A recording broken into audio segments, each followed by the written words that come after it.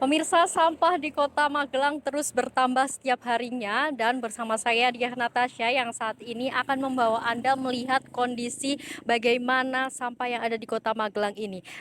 Pemirsa, sekarang saya berada di Depo Maluku, tepatnya di Magelang Utara, dan bisa dilihat di belakang saya pemirsa bagaimana sampah di sini berserakan dan banyak sekali.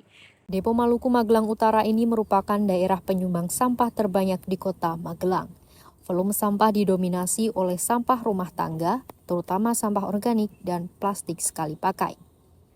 Meski pemerintah Kota Magelang telah menghimbau dengan adanya program Mak Celingi, namun kesadaran masyarakat dalam mengolah sampah masih menjadi tantangan utama. Itu kalau kita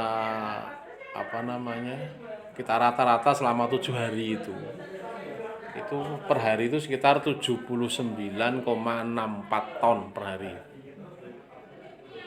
Itu kondisi normal itu kisaran 70 ton per hari.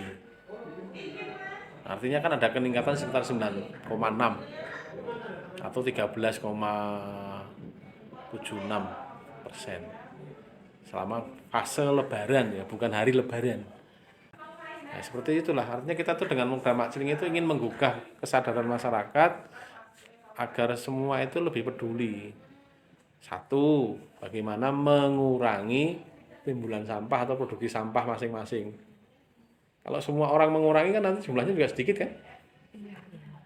Kedua, harapannya tuh semua produsen sampah itu secara mandiri itu milah sampah minimal jadi 3. Sampah organik yang bisa busuk, sampah anorganik yang masih laku dijual, dan sampah residu yang boleh dibawa ke TPA. Setelah dari TPS, sampah-sampah ini kemudian diangkut menuju TPSA Banyu Urip untuk diproses lebih lanjut. Pemirsa, di mana saat ini saya berada di TPSA Banyu Urip, di mana ini adalah tempat loading sampah atau terminal muaranya sampah di TPSA ini, dan bisa dilihat di belakang saya pemirsa, ini adalah tumpukan sampah yang sudah seperti bukit atau pegunungan. Aktivitas di TPSA Banyu Urip tidak pernah berhenti.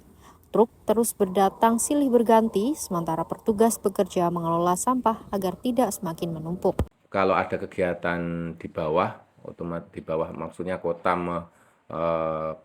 banyak event di sana, otomatis volume yang masuk di sini akan meningkat, akan semakin banyak.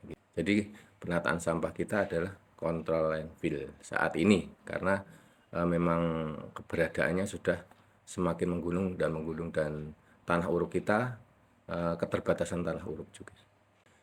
Yang paling mengerikan yaitu TPA itu kalau penataannya open dumping itu sangat tidak dianjurkan ya. Minimal kontrol landfill, kalau bisa sanitary ya. Sanitary itu tiap hari kita tutup dengan menggunakan tanah. Namun kalau kontrol landfill itu 1 minggu sekali kita tutup dengan menggunakan tanah. Dan kita masih punya PR sampah dari dulu baunya belum bisa kita netralkan. Jadi bau terus lalatnya walaupun kita sudah melakukan penyemprotan baik dengan bahan-bahan kimia, obat-obatan kimia, juga licitnya itu kan kita perlu anggaran gede kan, belum bisa kita netralkan secara utuh. Untung kepadatan di tanah di sini terlalu pori-porinya itu padat gitu, jadi tidak mencemari sumur-sumur sekitar gitu. Pemirsa, sampah memang akan terus meningkat seiring bertambahnya kebutuhan manusia.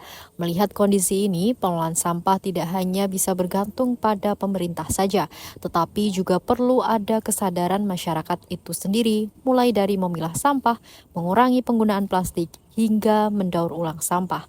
Dari Kota Magelang, saya Diah Natasha melaporkan.